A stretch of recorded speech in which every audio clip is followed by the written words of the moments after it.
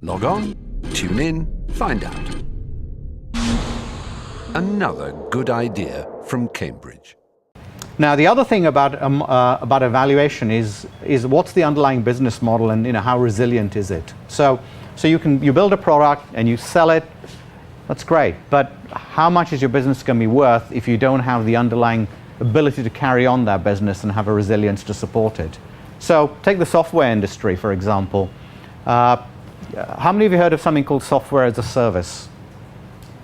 Quite a few people. Okay, so the old model for software was that basically you sold people licenses. So typically Oracle, you buy the product, you buy a license, you install it on your machine, and the license says you can only have 1 user or 3 users on the piece of code. And then they charge you a maintenance fee on top, and then they charge you training. And in fact, 30% of Oracle's revenues and something like 50% of their margin has come from all these maintenance services.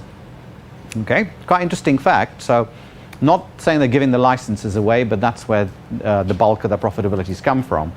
And so, when companies like Salesforce.com started, they said, we've got an interesting sales tool that can be used to manage sales forces, but we won't sell it as a license. We'll actually offer it as a service over the web, and people will pay an annual subscription. And they bundled in the cost of the maintenance and bundled in the cost of the support. And so they changed the business model. And in the early days, people said this won't wash because the revenue model just doesn't allow for all these extra revenues to be earned from the license model. And what they were able to persuade people was this model is actually much more resilient, because once people have signed up to a subscription and they're using your services and they're hosted in the cloud, it's very hard for them to go somewhere else. The cost of switching for them become very high. Their cost of entry might be lower. So the underlying business model, if you look at any investor, what they'll be looking at when you show them your numbers, they'll say, so how can you make this stick? How resilient is it? And what happens when competitors enter into the market in terms of driving revenues down, margins down? How resilient are you?